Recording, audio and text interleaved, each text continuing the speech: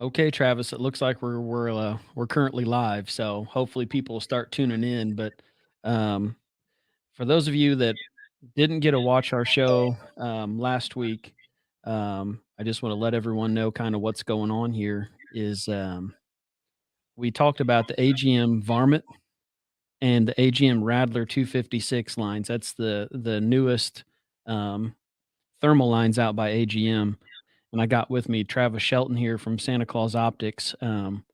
Who just a great guy, and he's really done a lot for me to helping me understand a lot about thermal because quite frankly, before I got in with Travis, I didn't know anything about it. So Travis, before we get started, giving the people a few minutes to get tuned in, um, how's your coyote season going so far this year? Slow. Yeah. Sum it up in one word. It's not not unsuccessful, just slow getting to go. It seems Yeah. like we pretty much hunt 2 days a week. Tuesdays and Saturdays are the two nights we normally hunt, and it seems like this year we've had nothing but rain or bad weather, and we've probably only been a dozen times or so all year. I deer hunted a lot longer this year than I normally do. I normally hunt, you know, through gun season, and then I'm pretty much done. I might hunt a little bit muzzleloader. I hunted all muzzleloader season this year. Um, I was hunting one deer in particular, and just kept showing up on camera, and just I felt like I was closing in, and so I spent way more time in the stand this year than I ever do. Wasted a lot of precious coyote time. Yeah, for My sure. partner said, "You done messing with those dumb deer yet?" So since we're talking about your coyote season, what's mounted on your personal gun? I run a what optic is on there? Yeah. Uh, iRay Rico 42. It's the 384 version of in the iRay Rico. It's a 4x base magnification, and I really like that higher base magnification. I don't feel the need that I need to go to a 640 image. It's got plenty of good image, all the features I want, and that's what I'm running this year. Right on. And then I tinker around with, I usually always have another optic mounted up that I hunt with from time to time. I recently had the varmint mounted up with that I hunted. I try to get, time behind several different optics. Yeah, and I know that to be true because I see your videos. Yeah. I don't know. Hopefully, everybody that's watching this show they also subscribe to Santa Claus Optics on YouTube because Travis does a good job about putting some video up there and explaining what it is he's looking through. So it's not just here you can find his stuff. By the way, guys, the question or the comment section is open, and I hope for you guys to be filling that up so we can get any questions you have answered specifically to the varmint and the rattler line. But I'm sure that Travis will be more than happy to step outside of that a little bit. Um, Good afternoon, Jeremy Jackson. Um, Travis support after the purchase is what makes Santa Claus Optics second to no one. That's awesome. Thank you. So Travis, in the meantime, while these comments start filling up, hopefully somebody has something for us. Let's jump right into what it took us 15 minutes to start talking about last time. Let's just get into the meat and potatoes on the price of these units. I mean, because I think that's what we talked about being the very best selling point to these two lines. Right, right. I would consider, both of these lines for what they offer. Um, I don't know if budget's the right word. Appealing price point. The budget sometimes comes off as less than, or you're sacrificing some stuff. And in the varmint line, for instance, you've got onboard batteries, you've got laser rangefinder, video, American Defense QD mount. I mean, really, you've got about every option that is known in a thermal, other than sound on video, I guess is the only thing quickly that I can think of. And in the 384 line, you've got a 35 384 that comes in at 32.95, and then a 50 384 that comes in at 37.95. And then in the 640 line, you got a 35 640 that's 49.95, and a 50 640 that's 54.95. So that's considerably less than I would say it's competitor. Then the 384, the closest competitor would be the Trail 2, I guess you could say, and those are 40. That XQ50 is 4,300. So if you just take a second and and I'm sure that some of these folks here are going to know exactly what it is you're talking about when you say these numbers, but just if you would take just a second and explain 35, So typically the 35 refers to the lens size, and then the 384 is the resolution. okay. Bigger the lens typically dictates the base magnification. Now it's not set. A 35 millimeter lens does not always yield you 3x base or 4.5x base, or it's not a preset number. That's dependent on microns and different things. I mean, sometimes they can even increase that magnification just with the eyepiece. So that's not a preset number. But typically, if you increase the lens size, you do increase base magnification. And that's what's going on in the Varmint line. Yeah. Yeah. So for instance, the 35 384 is a 3x base. The 50 384 is a 4.5x base. 35 640 is a 2x base, and the 50 640 is a 2.5x base. And the base is where the magnification starts. The only place you get to use all the resolution in the scope. Really, where you need to be buying the scope is based off the base magnification. You don't want to rely on zoom. And how often in these units do you zoom in, you personally? I don't. I use picture-in-picture to shoot with, and I don't zoom. Outside of the Varmint line that has the magnification wheel on it, typically you have to click through the zoom levels. So to click up one level, you've got to click up 3 or 4 more levels to get back down to base. So if you were going to click up and shoot, you would have to click to get back down to base to shoot your runners. So just like my my AGM handheld.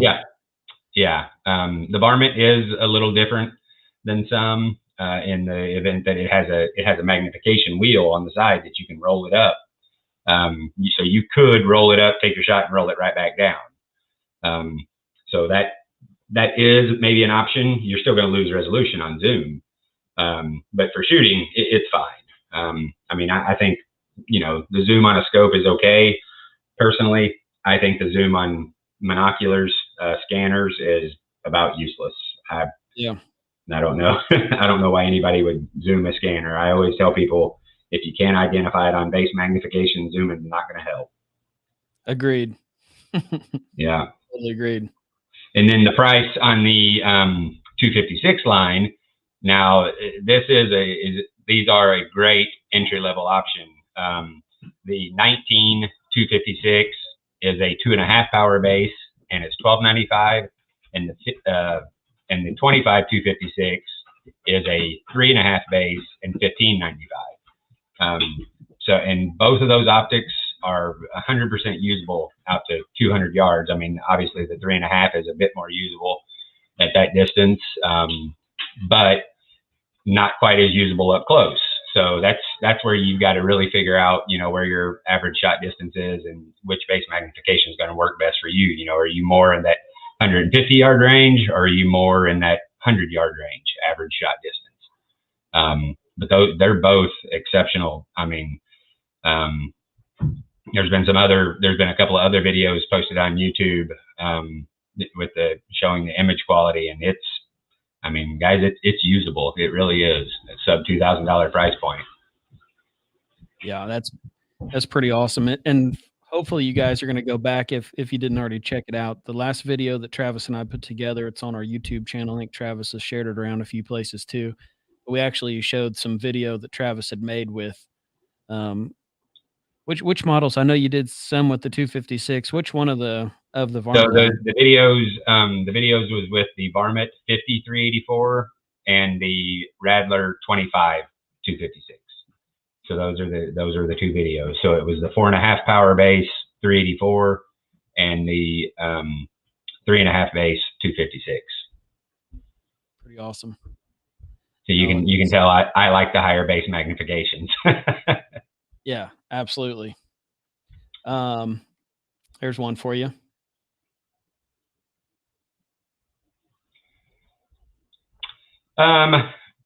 My thoughts on the Varmint LRF is it's a little bit slow. It's 100% usable. It's a useful tool. I think it requires a little bit of prep. How I use it is when I set up stand, I range a couple of things out in the field and try to get me a couple landmarks. That way, right now it's a long press of the button, takes about 5 seconds to get a reading. I can tell you there are some updates in the near future. I've already seen them. There's going to be some really nice updates. One is you can change it from meters to yards, but another one, there's going to be a continuous mode on there where you can go into the menu and you can change it from single to continuous. You put it in continuous, it's going to always be firing ranges. I haven't got to play around with that yet, but they do have it loaded and working on a unit.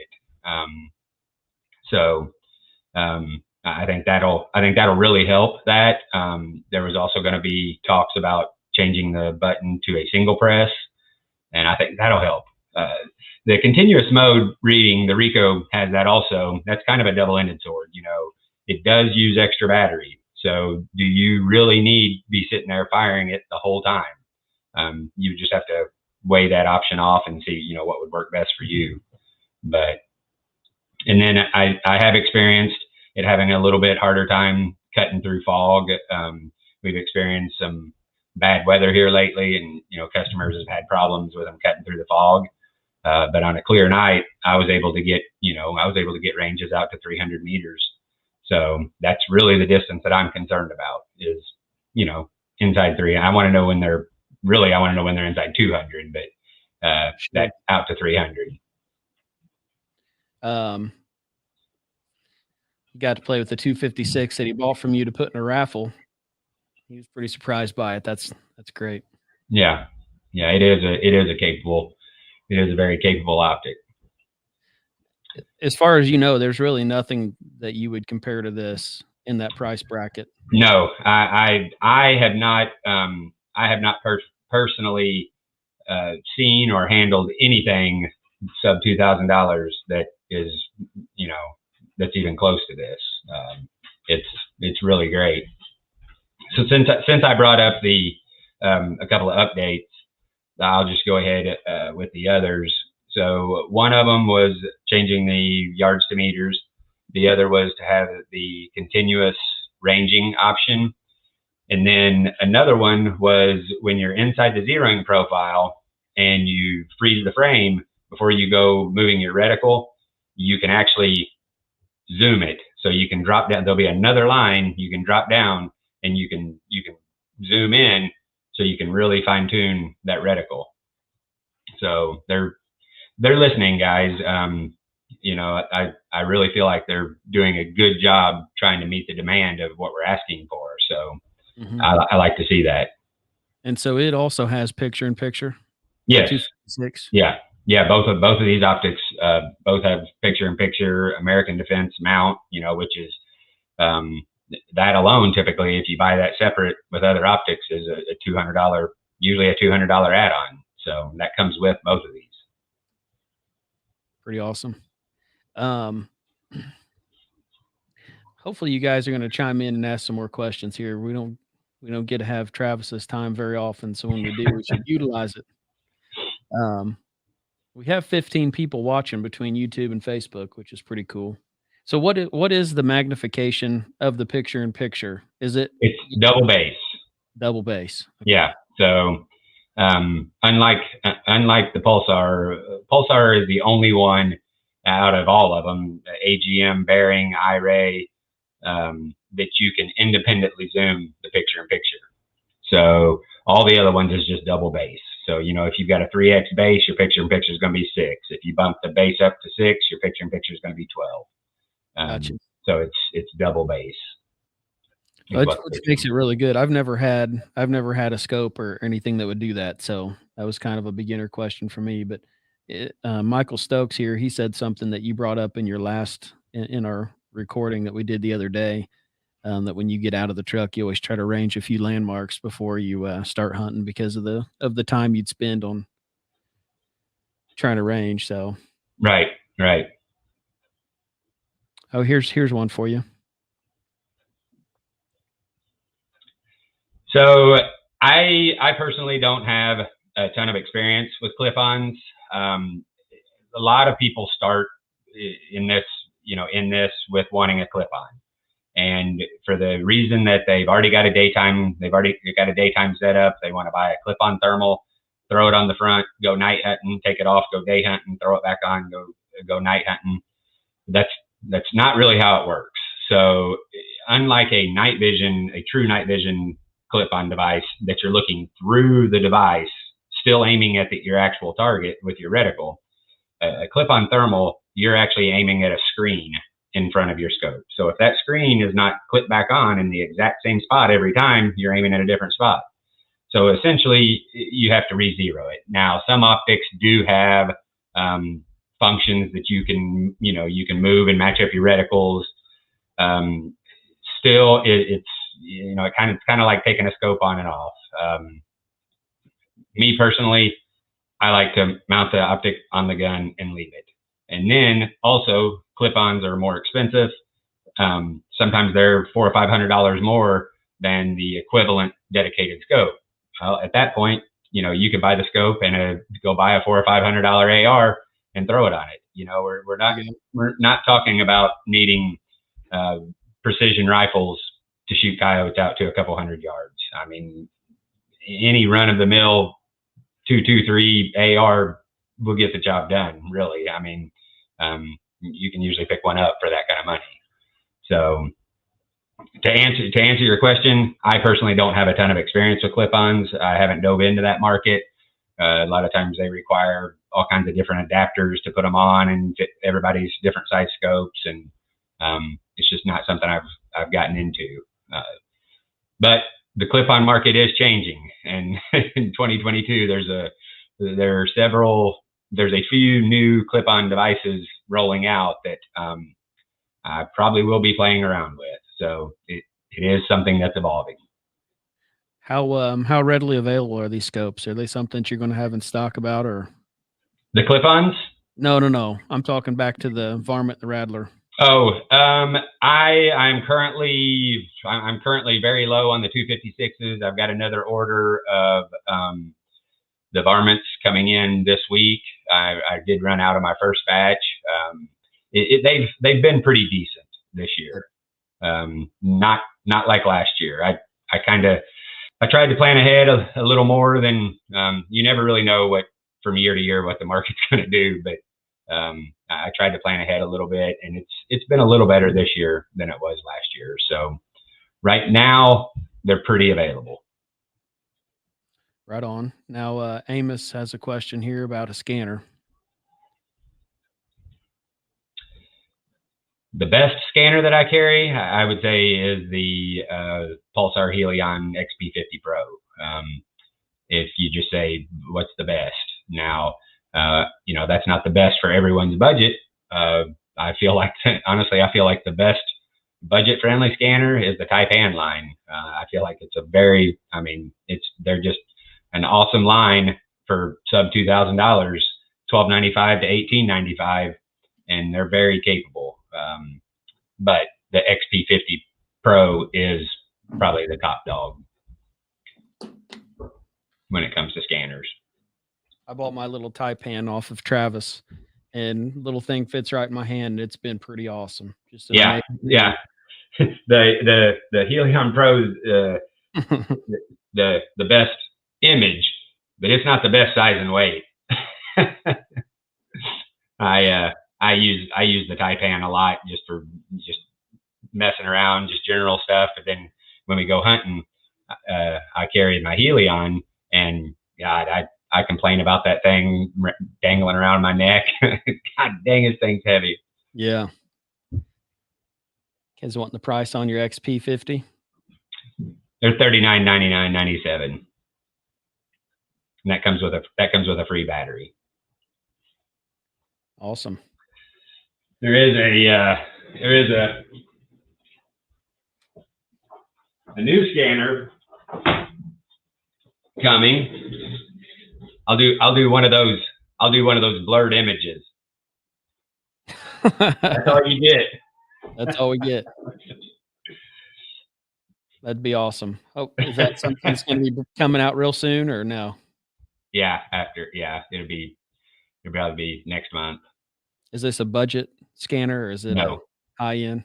Yeah, it's high end. Yeah, there you go. yeah, it's 4,000 price point,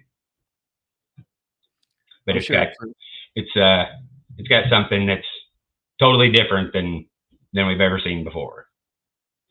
I'm sure most of the guys in this comment that are in the comment section, that's chump change. Travis, is there anything that we did not talk about the other night, that after we were finished, you thought, "Doggone it, I should have brought that up about these 2 scanners or 2 scopes rather?" I don't know if we talked about the zeroing on both of these, We but didn't. the the movements are much less coarse, I guess you could say, than the Rattler line. I know that's something that people struggle with in the Rattler line. It didn't seem like it was consistent with the Rattler line, but it seemed like some of the movements jumped quite a bit. Like maybe it would move a little bit, and then quite a bit.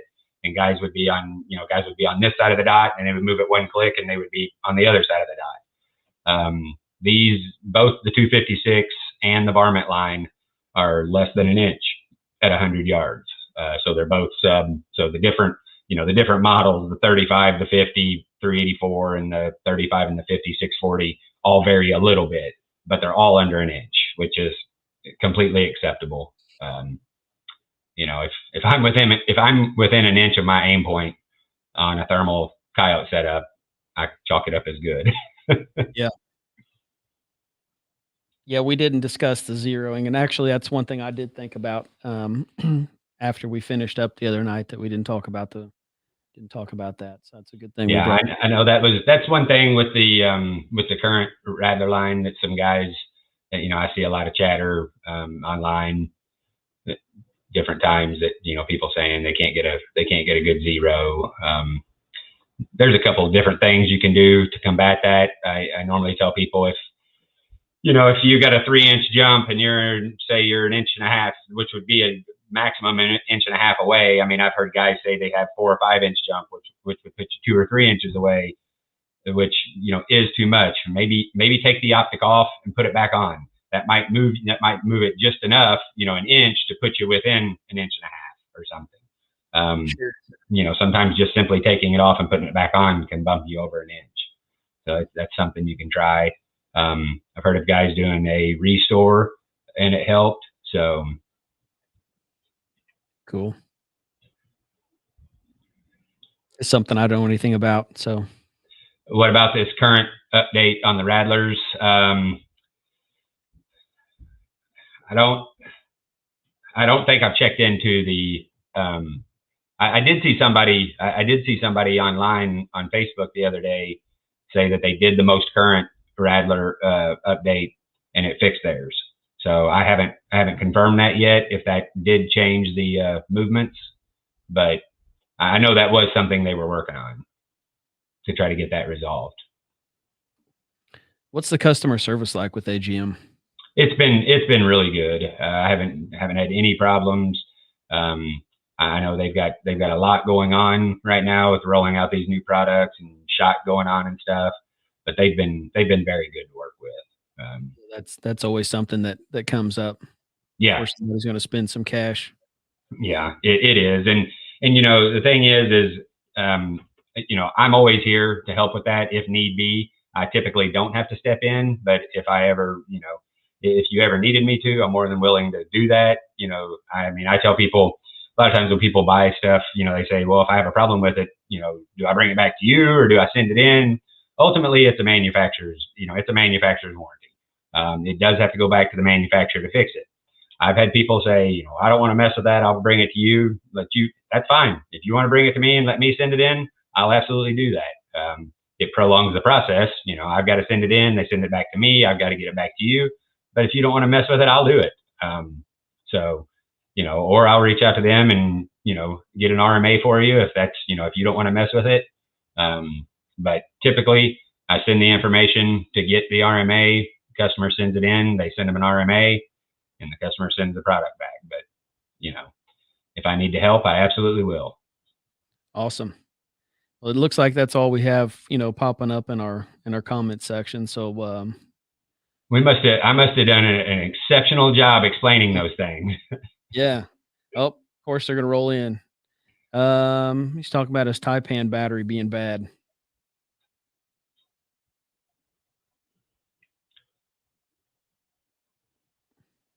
You got it. You already got it sent back in.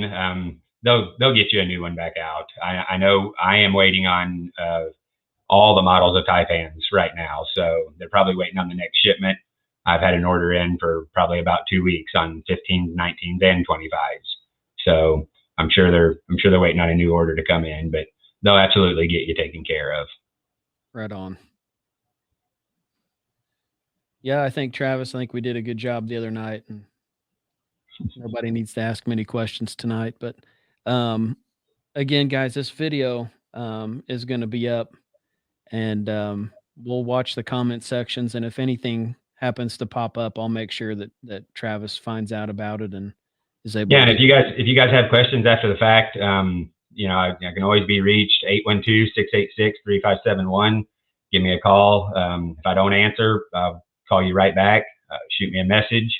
If you send a message to the Facebook page, I ask that you message my personal account, the optics, the Facebook Messenger. It doesn't notify me in a timely manner. So if you just shoot it to my personal PM, I can usually get back with you much quicker.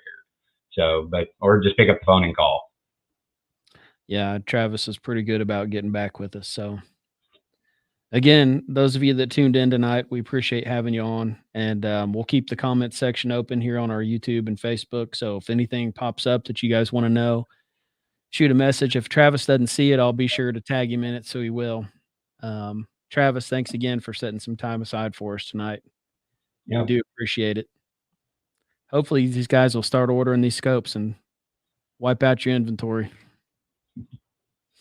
Thanks everyone for tuning in. We're out.